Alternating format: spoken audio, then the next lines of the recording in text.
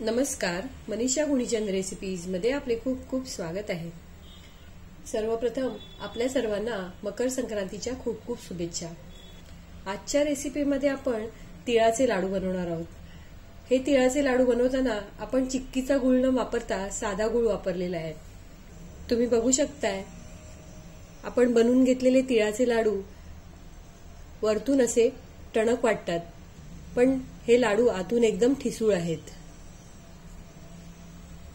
हा तोडलेला लाडू आपण पुन्हा बांधू शकतो। तोडलेला लाडू आपण पुन्हा बांधून घेतलेला आहे। अर्धा किलो तीळ घेऊन आणि अर्धा किलो गूळ घेऊन आपण मध्यम आकाराचे असे 120 लाडू बनवलेले आहेत। चला तर बघूया मकर संक्रांती निमित्त तिळाचे लाडू बनवण्यासाठी लागणारे साहित्य।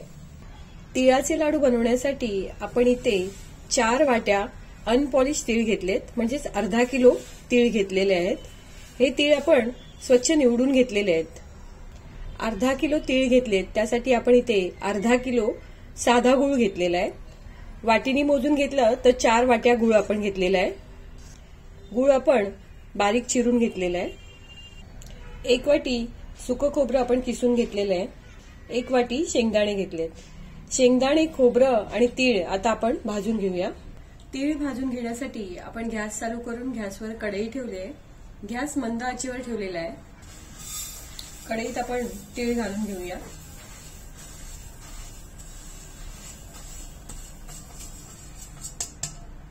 मंद आचेवर सतत परतत राहून खमंग असे तीळ भाजून घ्यायचे। मंद आचेवर तीळ सुद्धा आपण छान भाजून घेतलेले आहेत। तीळ भाजताना अजिबात घाई करायची नाही, मंद आचेवरच चांगले भाजून घ्यायचे। तुम्ही बघू शकताय तीळ छान भाजले गेलेले आहेत। आता आपण गॅस बंद करून घेऊया। शेंगदाणे सुद्धा मंद आचेवर खरपूस असे भाजून घ्यायचे। मंद आचेवर शेंगदाणे आपण खरपूस असे भाजून घेतलेले आहेत। आता गॅस बंद करायचा आहे आणि शेंगदाणे थंड झाल्यावर त्याची सालं काढून घ्यायची। आता पॅन मध्ये आपण सुकं खोबरं भाजून घेऊया। सुकं खोबरं सुद्धा मंद आचेवर हलका गुलाबी रंग येईपर्यंत भाजून घ्यायचं आहे। सुकं खोबरं सुद्धा मंद आचेवर आपण चांगलं खमंग भाजून घेतलेलं आहे। आता आपण गॅस बंद करून घेऊया। शेंगदाण्याची आपण सालं काढून घेतलेली आहेत। आता या शेंगदाण्याचे हातानेच असे 2 भाग करून घ्यायचे। आपण शेंगदाणे मिक्सरला बारीक वाटून नाही घेणार आहोत। भाजून घेतलेला खोबऱ्याचा किस हाताने थोडासा कुस्करून घ्यायचा आहे।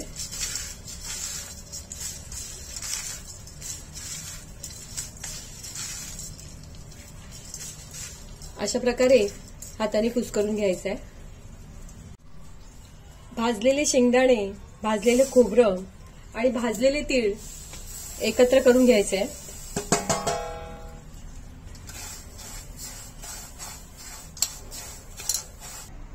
तिळाचे लाडू बनवण्यासाठी आपल्याला पाक बनवून घ्यायला लागेल। त्यासाठी आपण गॅसवर कढई ठेवली आहे।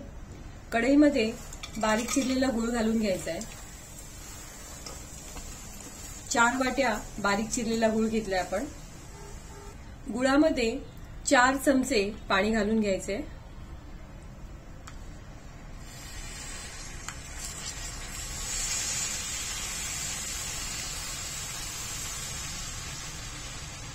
चार चमचे पाणी घातलंय। गॅस मंद आचेवरच ठेवायचा आहे आणि 4 चमचे तूप घालायचे। तूप आपण इथे पातळ करून घेतलेलं आहे।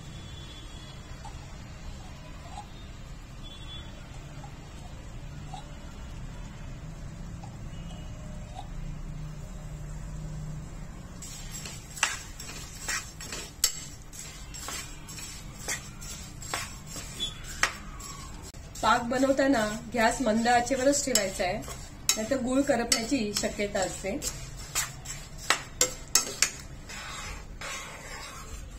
पाक करायला ठेवलेला गूळ हळूहळू विरघळू लागलाय। कढईत घातलेला गूळ पूर्णपणे वितळलेला आहे आणि गुळावर असा फेस आलेला आहे, म्हणजेच आता आपला पाक तयार होत आलेला आहे। एका वाटीमध्ये थोडंसं पाणी घेऊन त्यात 2-3 पाकाचे थेंब टाकून घेऊया.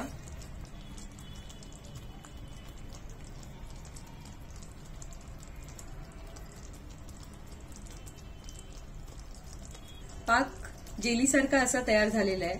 अजून 2 ते 3 मिनिटं आपण पाक शिजवून घेऊया.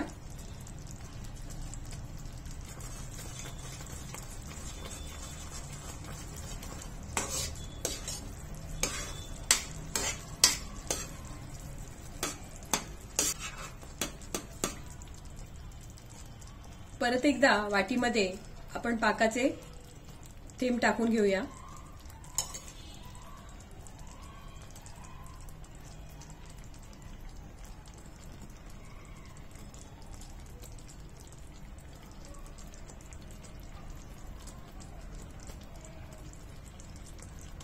पाण्यात टाकलेलं पाकाची गोळी आता हाताला चिटकत नाहीये, म्हणजेच पाक छान तयार झालेला आहे. आता आपण गॅस बंद करायचा आहे.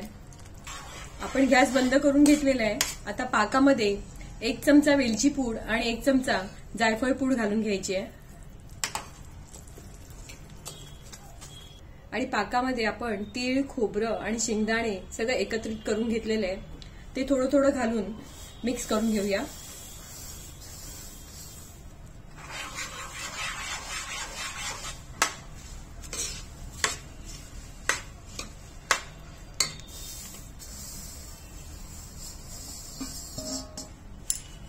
सर्व चांगलं पाकामध्ये एकजीव करून घ्यायचंय.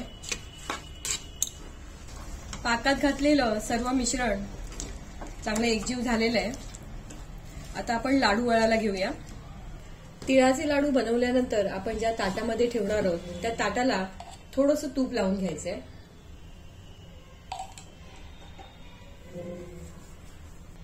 लाडूचं मिश्रण कढईतून थोडं थोडं ताटामध्ये घेऊन आपल्याला हव्या त्या आकारामध्ये लाडू बनवून घ्यायचे.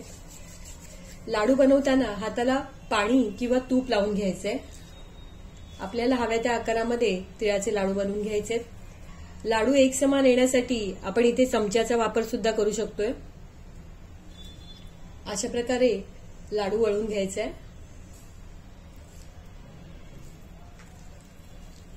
तुम्ही बघू शकताय लाडू अगदी सहज वळला जातोय. अशाच प्रकारे सर्व लाडू आपण पटापट असे वळवून घेऊया. सर्व तिळाचे लाडू आपण पटापट असे वळवून घेतलेले आहेत.